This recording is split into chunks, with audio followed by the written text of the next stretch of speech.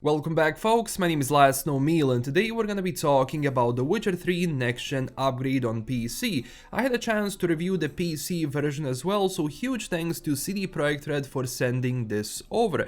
Now today we're gonna be focusing on everything PC. If you want to go and see about gameplay changes and all of that, check out my previous review video which was done on PlayStation 5, where I focus more on the actual gameplay changes in the game. This one is going to be more focused on the graphics and things that the PC version has offered in this update. Now without further wasting your time, let's get into the video. So one of the first differences that I saw when I switched from PlayStation 5 to the PC version of the next gen upgrade was obviously how different it was. Now do keep in mind, of course, the PlayStation 5 version looks absolutely stunning, but one of the problems which immediately comes out in PlayStation 5 is that ray tracing mode is only in 30 frames, and that's also with limited ray tracing options. Meanwhile, PC is a totally different beast compared to that. So if you have a really strong PC, this game in Ultra Plus with all ray tracing options enabled is absolutely beautiful. Honestly, it actually caught me off guard when I switched everything to Ultra Plus, enabled everything ray tracing and pushed this game to 4K. I was stun-locked by the level of detail and actually just the texture quality overall which was in front of me. Now do keep in mind, I am playing this on Ryzen 7 5800X, 3070 Ti from Nvidia and 16 gigs of RAM. And when it comes to overall me being able to play the game, I can say that I was able to play this game very normally in 4K on everything Ultra Plus with full ray tracing modes enabled without any issues whatsoever, but we're gonna talk about some of the problems which I've noticed later on. So compared to PlayStation 5, PC has a lot more options when it comes to ray tracing. First off, you have ray tracing, or well, global illumination. After that, you have ray traced reflections, ray traced shadows, and ray traced ambient occlusion. Also, with anti-aliasing, you get FSR 2.0 and DLSS as well, or well, DLSS 3.0 if you have the latest series of GPUs. If you don't have a latest series of GPUs, but you still have a card which has DLSS mode on, you're gonna be able to use it regardless. And keep in mind, during this entire gameplay, I was keeping the DLSS quality on, well, quality. Now looking at the options themselves, you can see that every single option, including the number of background characters, shadow quality, terrain quality, water quality, foliage visibility range, grass density, and everything else has an Ultra Plus mode. So once you enable it to Ultra, just scroll one more time and you're going to get the Ultra Plus mode itself. When it comes to textures themselves, honestly, even on PlayStation 5 version that I played, like the textures themselves and the quality of those textures blew me away, especially if you're playing even in performance mode on 4K. But on PC, those textures become even more highlighted, where everything I have noticed, like, and kept looking at, like, for example, the grass, the buildings, the pieces of armor, for example, all of that is in insane detail. Like, I took the photo mode and I got closer to Geralt's armor and closer to the medallion itself, and it doesn't matter how close I got to the actual medallion, to the armor, the quality was still maintaining the same. I mean, you can see it from the gameplay itself. I tried to record this in the highest quality I could. Keep in mind, YouTube is still not going to do its justice. The real justice you see for this is when you actually see it in front of your monitor, especially if you have HDR. This is going to be even more insane if you have that option in your TV or monitor itself. As I mentioned before, I also really like how the light generally falls down onto Geralt and onto, like, as I said, terrain and every other object in the game, where now everything is kind of being, you know, more highlighted in general than the first game, because the first game in general, or well, the original, doesn't have all of these options. So the ground itself, or well, the shadows and everything else on terrain is going to be somewhat flat. But with this, you are going to get those shadows, you are going to get proper clouds up there in the sky, and they're going to reflect what is happening on the ground.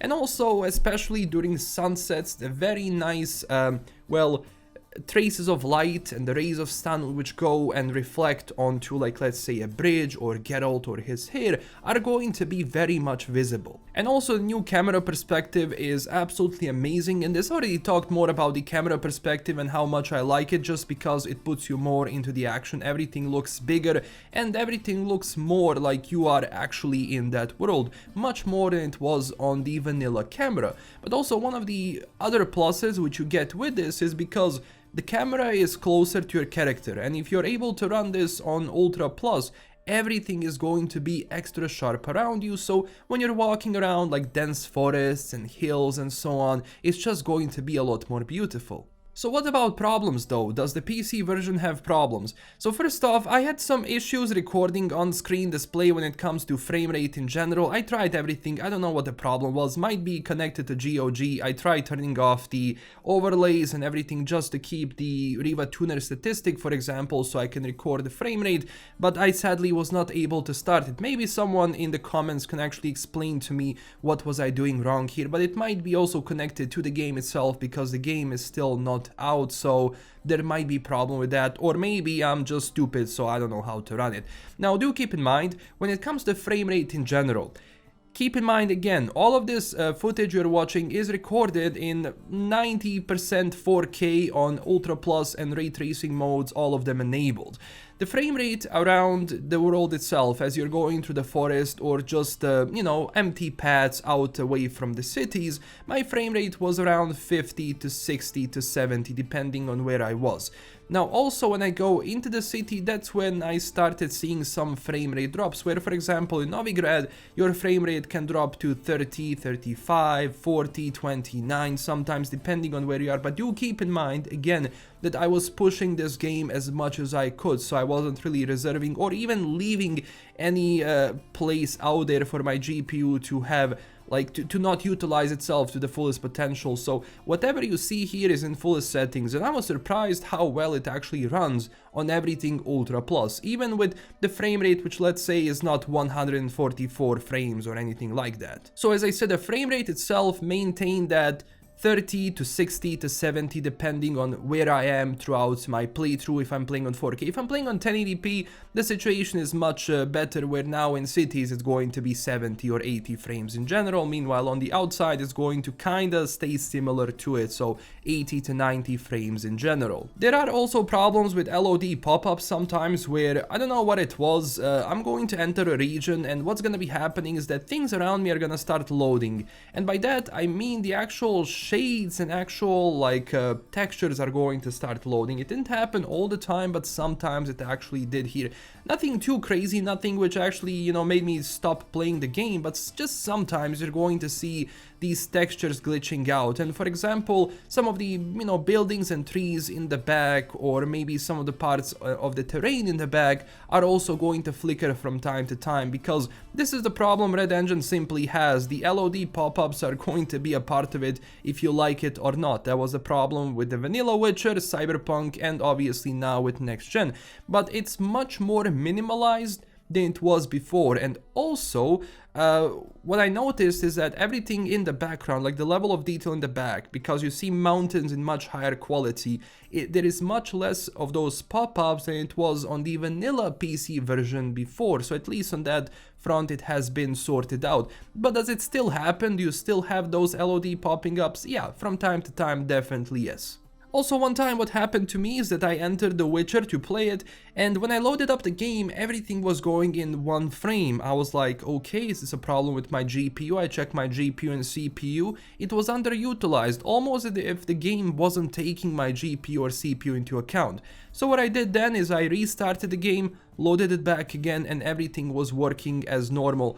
Could be a review build, I don't know, but that's just the problem I noticed. It happened to me 2 times so far, but when I restarted the game, entered it again, started playing it, everything is back to normal and I wasn't having those issues. When it comes to crashing, I had one crash on PC so far, and that was when I tried to fast travel from Velen to Skellige, and after that I wasn't having those issues anymore. I tried to repeat the same fast travel to see maybe it's going to be a big bug, but it only happened once for me so far. So look, all in all, I still think that the PC version is the ultimate version you can play The Witcher 3 on. For everyone who is still not sure if they want to change this version and let go of the mods, honestly, I would change it, I would upgrade and then mod from there, because this new version looks absolutely beautiful, and even with the mods, even like 4K textures, this still looks maybe better in some forms, because as I said, mods can only,